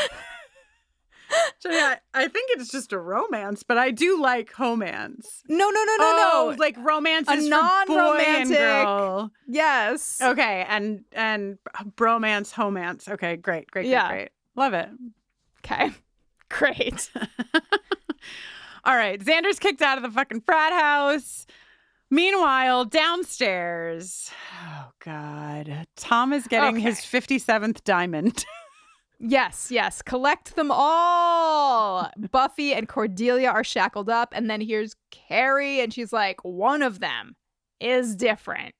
He's the nice guy. He's the one to watch out for. It's Tom. It's Tom, and he's like, Buffy, she's last. Why is Buffy last? Why does he want Buffy to be last? Is it that kind of thing where like I like to eat the crust off of my sandwich before I eat the middle of the sandwich so that like the whole like back half of my sandwich eating experience just is like all middle because that's you know, the good stuff, the good part. Yeah. I guess, or there's some mystical sense that she's the magical one. I like that Buffy is the center of the sandwich though. Yeah. I mean, no disrespect to Callie. Or Cordelia. Angel in the library. Willow is so distracted by the fact that she can't see Angel's reflection. And she asks a question that we've been wondering for a long time. How do you shave? Does your hair grow? Unclear. No. Great. We think no, right? No hair growth. Couldn't you just see Angel shaving, though? You know what? He probably shaves just for the, like, routine and look of it. Like, he does it. Yeah. But I don't think vampires continue to grow their hair. No, we've seen Spike get roots. But that's an accident, right? What? Like, I thought that was just, like, they didn't do his roots enough. What are you talking about? Oh, like, he has full No, roots. That's like when he has been, you know, like losing his mind in the basement of the school. And he's all, yeah. So vampires do grow hair. Okay. Apparently. Great. Apparently. Willow has to reveal Oh, poor Willow. that they're at the frat party. She can't keep it to herself anymore because now Buffy's life is in danger. And Giles is like, she lied to me. And Angel is like, she had a date. And Willow says, Why do you think she went to that party? Because you gave her the brush off. And you never let her do anything except work and patrol. And I know she's the chosen one, but you're killing her with the pressure. I mean, she's 16 going on 40. And you! I mean, you're gonna live forever. You don't have time for a cup of coffee? Okay. I don't feel better now, and we've got to help Buffy. You're going to live forever and you don't have time for a cup of coffee. Drag him, Willow. Drag him. Get his ass. Okay. Back at the Delta Zeta house. You know, Jenny, I think I missed the moment at the Delta Zeta house where there's this song playing and it's like, she thinks she runs with the wolves. And I was like, what's this song? And I never actually found out because I was distracted by the AI response so much. Boy. We've started calling AI Allen Iverson, who I actually learned is a real guy. Uh-oh. Yeah, he's a real guy. He's like the coach of something. I don't know. But somebody said Allen Iverson in the Discord, and we've just picked it up. So anyway, here's... What? I thought I said it. Oh, you said it. You said I thought that I named AI Allen Iverson. Oh, my God. If I'm wrong, please let me know. I am so sorry, Jenny. And in that case, that's really fun because you didn't know that Allen Iverson was a real guy. I mean, of course, there's a guy named Allen Iverson. Like, they're just two names. Anyway, would you like... They're just two names. We're just two girls. Would you like to hear what AI says she thinks she runs with the wolves is? Yeah, I'd love to know. The phrase, she thinks she runs with the wolves, is a lyric from the song Reptile Boy by the band Buffy, featured in Buffy the Vampire Slayer, an episode of the same name. Now, I'm not going to read the whole thing, but the last sentence I will read. The song, performed by the character Jonathan Levinson. Just in case you were worried. Yeah, so Allen Iverson is always a reputable source. Super, super trustworthy. Mm-hmm. All right. Xander says, we're at the Zeta house. He's been kicked out. He's not wearing a shirt. He sees Cordelia's car. He mutters to himself, one day I'll have money, power, prestige. And on that day, they'll still have more. All you smart heads out there, you can do... Yeah, smart heads. They can do the math because the math is there of Xander is also a nice guy. This is an issue. The patriarchy is a snake eating its own tail. It's Makita eating Makita's tail. How long is Makita? That's another question I don't want to know. None of my business. This like Xander is like the guy, he feels like the guy at the bottom of the barrel. Xander very much is not the guy at the bottom of the actual barrel, but Xander feels like he's the guy at the bottom of the barrel. And so there's just this like truth in here of him being like, one day I'll have what they have, but by the time I get there, they'll have more. Like he's always he's always going to be the underdog. And that's like some of the underpinning of Xander's problems. And also a commentary on capitalism. Anyway, down in the basement. On the 10th day of the 10th month, he shall be an-hungered. I'm actually an-hungered every day. I'm not bound to days of the month. In-hungered is so incredible. Great word. Love it. Outside, Willow, Angel, and Giles bump into Xander, who's wearing a robe that he found in the trash. And I have to wonder, are these the same robes? Do we see these robes again? Did these come from the robe depository at Central Wardrobe on the lot? And do the Bringers wear these robes? Do the monks from season 5 wear these robes? Do the teens who are trying to do a little sacrifice in season 7 wear these robes? I'm sure there are many other instances of people wearing robes.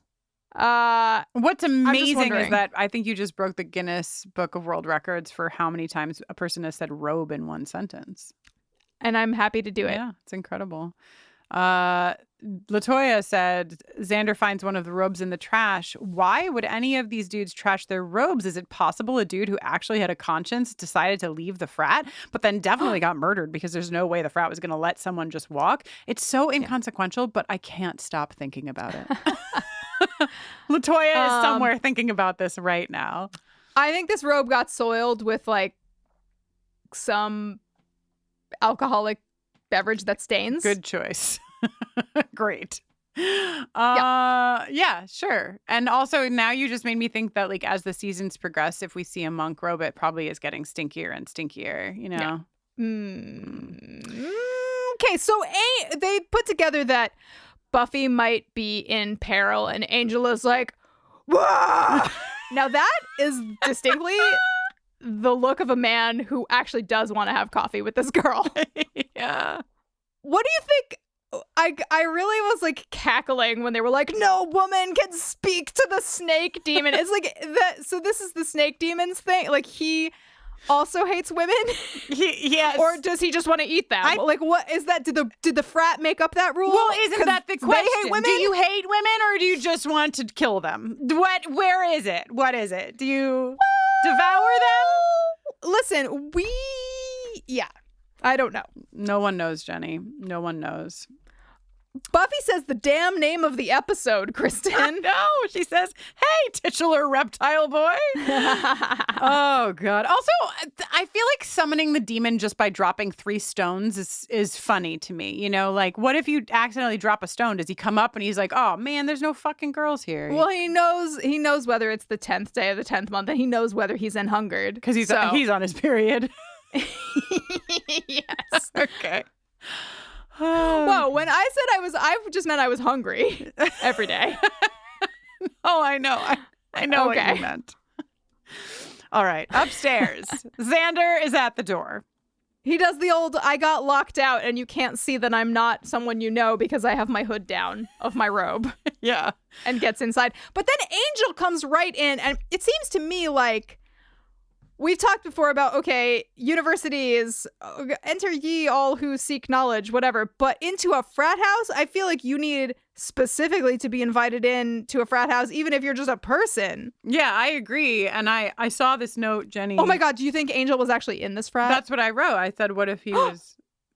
He used to be in a frat. Yeah. Back in his older, like in the before Buffy times, he was actually on the Salvatore Cullen track of repeatedly matriculating into high schools and colleges. And at that time, he went all the way through and like was inducted into a frat. Yeah, or like Delta Zeta Kappa has a branch in Ireland, and fucking Liam. No, I guess Liam was too young, right?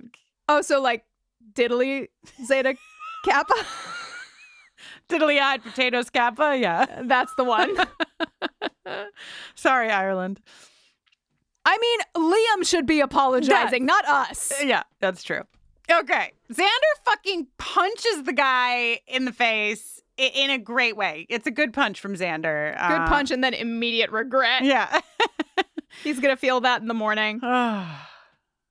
Makita is going for Cordelia first. Buffy pulls her chains out of the ceiling, and we saw her testing them. You know, she's always like, this is why you got to think of something else to train this girl on. She's already got fucking chains 101 and fucking stakes 201 down pat. I do have questions about the fact that she could rip the chains, like the rock, the stone holding that those bolts are drilled into is like has more give than her own flesh. Okay. In the steel manacles, but whatever. It's like the sword and the stone, the manacle and the rock. Yep. Xander with that's for the wig, that's for the bra, that's for the makeup, and that's for the last 16 and a half years. 16 and a half, like he's a fucking toddler. Yeah. I'm 4.5. Oh, God. All right. Fucking also Willow really taking everyone to task here when she's like, guys, Buffy, Snake, basement, now. I love seeing this Willow growth. Someone keeping people on track. Mm-hmm. Okay. We love to see Buffy kicking Tom's ass in the basement. We love to see Buffy cutting Makita in half. I like that you so hope that that's in half when it's actually just the top 18th of Makita. Cordelia's like, you did it, you saved us, Angel, throwing herself at him. And then she says, You guys, I just hate you guys. Okay, Kristin, I found something in the original script. Oh my God, yes, tell me. Let me tell you and the listeners. Okay. Originally, after Cordelia said, you guys, I just really hate you guys. The weirdest things always happen around you. Let me continue to read from the script. Tom comes near to the altar, and unbeknownst to any of our heroes, the snake body begins slowly moving until it joins up with the torso, a swooshy sound of flesh and protoplasm meeting, and the two halves rejoin. That's squooshy. What did I say? Swooshy. Oh my gosh, I'm so sorry. Squooshy. Cordelia to Tom, you're going to jail for about 15,000 years. Oh God, it's over. It's really... And that's when Makita, rejoined, suddenly pops up again. Angel takes a threatening step forward next to Buffy and growls. Makita towers over Tom. Makita, for 100 years I have given your forebears wealth and power, and this is how you repay me. From this day forth, you are alone in the world. Makita slides back down. Cordelia is afraid to breathe. With good reason. Makita pops back up, grabs Tom. Makita, little something for the road. Makita disappears into the pit with Tom. We hear Tom's screams, a quick couple of chomps, and then silence.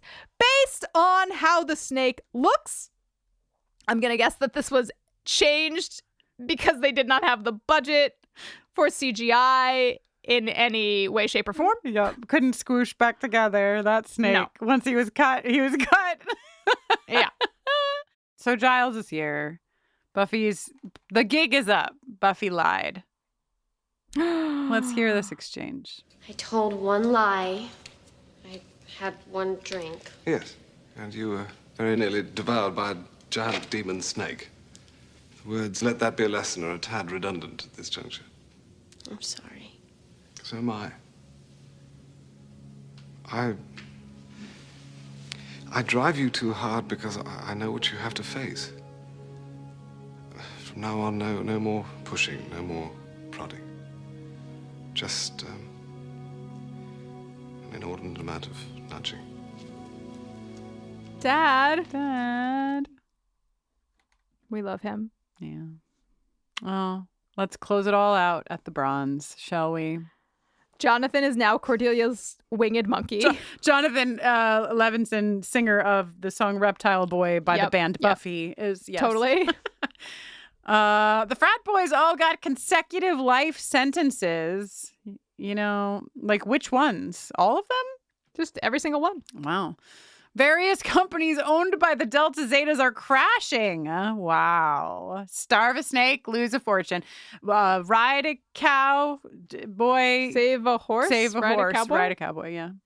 Shout out to Willow referring to when Angel vamped out as and turned into a grrr. I love it. Willow. So cute. You're old enough to say it. Mm-hmm. Just good, nice, tight little fucking beats here at the end. Yeah. Xander talking some shit about Angel, who he doesn't realize he is talking to. But then, like, just smoothly being like, hey, man, how you doing? I love it. Yeah. I love it. Angel's here, and he would like to get coffee. And Buffy would also like that sometime. She'll Not right let him now. know. Yeah, and she just walks away from both her friends and her boyfriend. She's into the night. Where's she got to be? She's her own woman. Actually, she's going to find Cordelia. They're going to go compare notes. And Callie. Totally. They're going to have a whole... Yes, girls' night. Well, that is Reptile Boy. Holy We did it. Shit. We did it, and we're going to do it all over again with Lani Diane Rich. And if you have any thoughts or feedback for us, we'll be doing a Watcher's Diary as well. So email us at hello@bufferingcast.com and we can discuss your feedback. Our conversation with Lani will go up next Wednesday, and we'll give you some extra time to get your emails in. And our Watcher's Diary will go up the following week, end of August. And then, hey, You've all been really fucking patient with us as we took a little breath this summer. I appreciate it very deeply. My 5-month-old, almost 6-month-old, appreciates it very deeply. Actually, she'll be 6 months old tomorrow if you're listening to this episode when it goes up. And we're going to be back with much more regularly scheduled programming at the top of September. Also have some fun things to announce about the fall, which might involve us in person in your cities. Whoa. Question mark. Well, I'm Jenny Owen Youngs. And when I'm not sacrificing women to a snake demon in my basement, I'm usually, making music. You can find my songs on Bandcamp or your favorite digital music platform or in your beloved local indie record store. You can come see me play some shows. In October, I'm going to be in Carborough, North Carolina. I'm going to be in Decatur, Georgia. I'm going to be in Lexington, Kentucky. I'm going to be in Columbus, Ohio. Come say hey. You can find out about all those dates at jennyowenyoungs.com, and you can always give me a shout on socials at Jenny Owen Youngs. Decatur? I only just met her. No. My name is Kristin Russo, and when I'm not wondering if Angel shaves mirrorless by the fire, I am working with and for LGBTQ plus communities. You can find out more about that work and join me in my little queer book club or my queer horror movie watch club. Both very fun times. All of that information at KristinNoeline.com. That's KristinNoeline. Buffering the Vampire Slayer is on socials at BufferingCast. And you can always email us at hello@bufferingcast.com. You can. You can support our work. Hey, we wrote a book. So number one top way to support us, go get our book if you haven't already. And if you already read the book, you can listen to us read the book in the audiobook format. So Slayer's every one of us. It's out now. Other ways you can support us, join us on Patreon. It is a very fun place to hang out. We are rounding the bend to our full watch through of season 2. We're watching it together with all of you. And we do it on Fridays. It's called Summer's Fridays. And it's a blast. Patreon.com/bufferingcast to join that or many other fun things that are happening in that space. Totally. And zero cost way to support the show. Wherever you listen, Spotify, Apple Podcasts, whatever your preferred way to listen, drop us a review. Yeah. Put a little review on our show. Yes. Let people know that we're two cool guys making a cool podcast. And if you don't like us, the best way to support us is to not leave us a review. Correct. Yes. Hey, this episode was produced by Kristin Russo, Jenny Owen Youngs, and LaToya Ferguson with support from our consultant, Mackenzie McDade. It was edited by Kristin Russo. Until next time. Woo!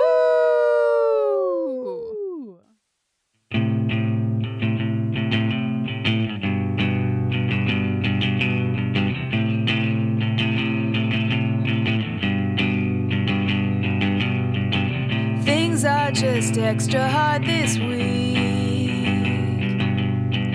Angels, mixed messages, and Giles laying into me. Feeling like I can barely breathe. Just need to get away and blow off some Slayer's steam. Cordelia has a plan tonight. She's got 1 car and 2 invites. Choose not to care, and so I lied to Giles. Fuck it. All I wanted was a normal night off at this dang frat party. What I got was a heaping scoop of the demon lizard patriarchy. All I wanted was a normal night off at this dang frat party. What I got was a heaping scoop of the demon lizard patriarchy.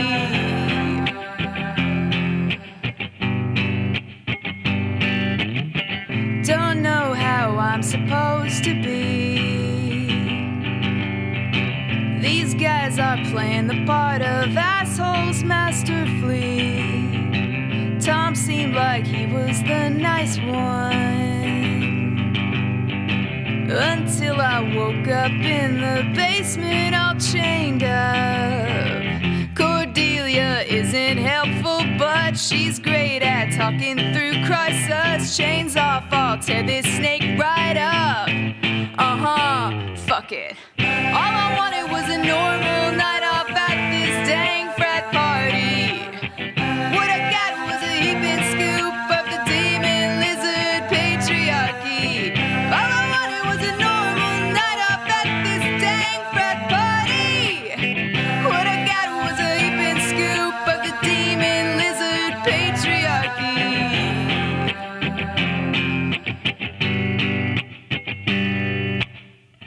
So dudes, listen up. Don't chain us up, metaphorically or literally, to make gains financially. 'Cause if you do, we'll come for you. One thing I'll say is you might not see us till it's too late. Fuck it. All I wanted was a normal night off at this dang frat party. What I got was a heaping scoop of the demon lizard patriarchy. All I wanted was a normal night off at this dang frat party. What I got was a heaping scoop of the demon lizard patriarchy.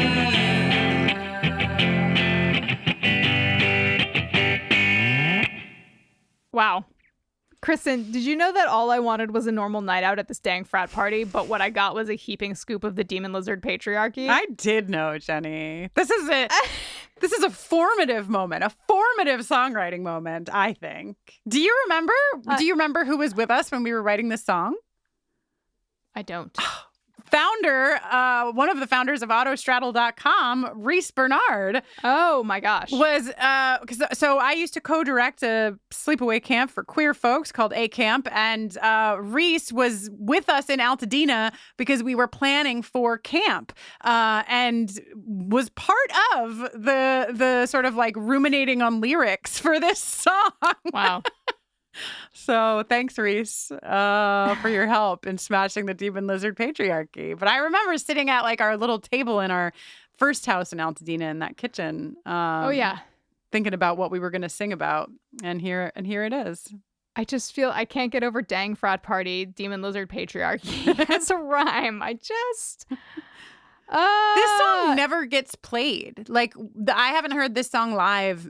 Maybe ever. Is there a reason why we don't get this one live? Is it a harder live play? If I'm remembering correctly, I feel like the voicings of the chords are sort of like what I call skinny chords, which is where you play like kind of like, okay, if you think about like a power chord where you're playing like 1-5-1 or like 1-5 octave basically. Sure. Jenny's talking to me like I actually know what she's saying. Yeah, sure. Mm-hmm. Okay, power chord 3 notes. Okay. Skinny chords 2 notes. Okay. But whereas power chords are always like a sort of particular, like if you're playing a power chord of a G, you'd play at the 3rd fret on the low E, the 5th fret on the A string, and the 5th fret on the D string. Okay. If I was playing a quote skinny chord, I would play just the 3rd fret on the low E and the 5th fret on the A. Or you could, instead of playing it that way, a different voicing that you could do would be to play the 3rd fret on the low E. So you're still getting the G, which is the root of the chord, the root note. And then you could play the 2nd fret of the A string, which you'd be playing the 3rd of the chord instead of playing the 5th of the chord. Basic chords are triads. You've got the root, the 3rd, and the 5th, and where the 3rd is like if the 3rd is sorry. I just don't understand how as a woman you know any of this, Well, I barely know any of it, and I'll apologize all the way through my explanation. That's the only way I get a pass. I'm so sorry. I'm sorry. That's the root. I'm sorry. I'm really sorry. And then I have to end every explanation with, does that make sense? And you have to end every declarative with an exclamation point just so people know that you're enthusiastic. Yeah. Yes. Yeah. Okay. So I got. Sorry. So they don't. Right. It doesn't. Those chord voicings I feel like don't translate like super well to acoustic guitar. You know what I mean? Why can't you play the fat chords? I could, but but I'm just telling you why. Okay. I'm not telling you why I wanted not. to make sure I understood. Skinny chords, 2 fingers. Big chords, fat chords, 3 fingers. Or, all fingers, whatever. All fingers. Okay. Depends Sounds like none of my fucking business. That's nobody's business. We'll say skinny chords, power chords, and then we'll say cowboy chords, which are like your full, you're playing all 6 strings or 5 strings or 4 strings, depending on what the chord is and what the voicing is. Okay. And so you can play the song with skinny, cowboy, or power. I could, but then I would have to sit down and just make some. Basically, it's probably 5 to 10 minutes of me making notes is what the barrier to entry has been up to this point. Great. All right, now I know what I can tell you to do. Plus, the chorus goes into halftime. You've got the driving regular time of the verse and the pre-chorus. I really do like the Cordelia has a plan tonight. I like the sort of momentum build of the pre-chorus, and then we do the chorus, which is the halftime. So you get that. All I wanted was a normal night out at this dang frat party kind of thing, which is, I don't know. I feel less and less inclined to write a song that goes into halftime for the chorus at this stage in my life. So I'm a little suspect of this song. But while we're here, can I tell you something that has nothing to do with this song in particular, but does have to do with music, and it's so cool? Yeah. Okay. Oh my God, this is so awesome. For Kristin, you probably haven't started watching Bluey yet. Not yet. But I can't I've watched Bluey myself personally. Oh, okay. So you've already been having a fun time. I love Bluey. Okay. Yeah. So let me lay some truth on you. Okay. Okay.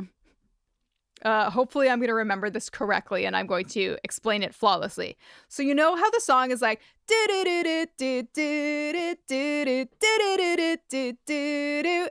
and then a certain amount of time goes by. Yeah. And it's mom, and then it's dad, and then it's bingo, and then it's Bluey.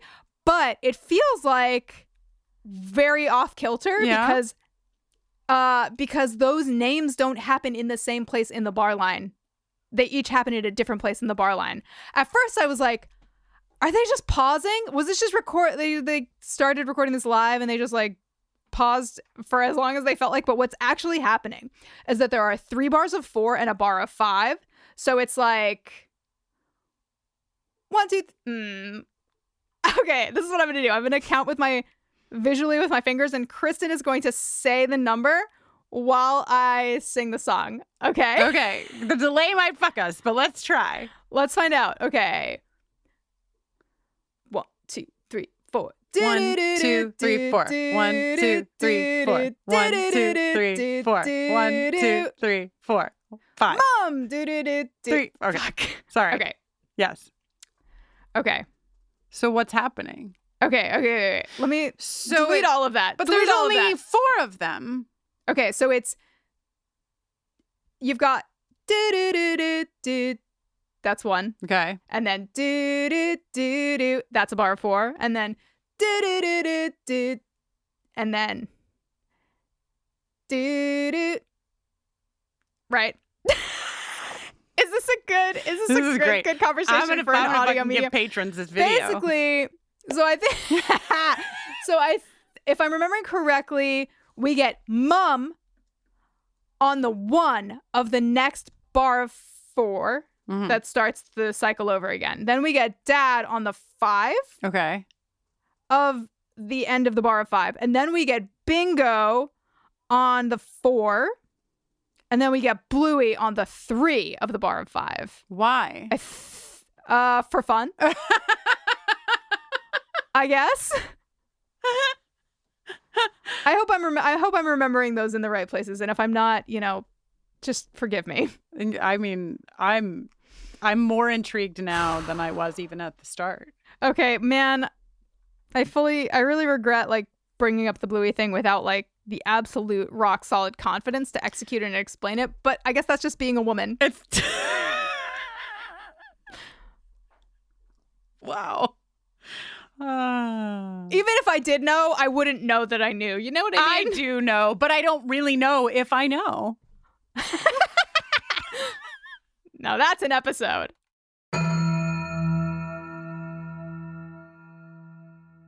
The Old West is an iconic period of American history and full of legendary figures whose names still resonate today, like Jesse James, Billy the Kid, and Butch and Sundance, Sitting Bull, Crazy Horse, and Geronimo, Wyatt Earp, Bat Masterson, and Bass Reeves, Buffalo Bill Cody, Wild Bill Hickok, the Texas Rangers, and many more. Hear all their stories on the Legends of the Old West podcast.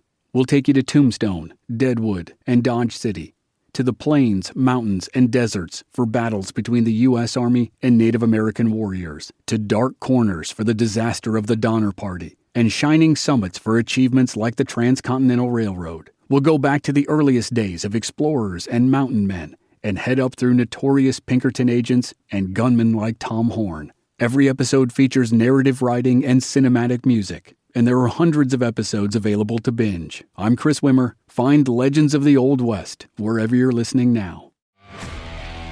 Hi, I'm Brandy Basanti. For the last 15 years, I've starred on one of the most successful reality shows of all time, Story Tours. On my new show, The Real Reality, my guest and I will reveal the real story of what it's like navigating fame and notoriety. Because it's my show, I can do whatever I want. I can say whatever I want. No filters, no rules, no network executives. And I believe that's what the world wants. Raw, real, authentic, and I'm gonna fucking give it to you. Though success is great, being in the public eye can come at a cost. Oftentimes, what you see on camera is not the real reality. On each episode of my show, we'll sit down with a different notable individual from the world of TV, film, sports, or internet fame. We will explore their unique story, what really happened on and off camera, how becoming famous has truly impacted their lives, and what their vision is for their future. In a world obsessed with celebrity, followers, and subscribers, the true story is often lost or even buried. This show will reveal what really happened. This show will reveal what people really felt. This show will reveal what fame is really like. This is The Real Reality. Subscribe now, wherever you get your podcasts.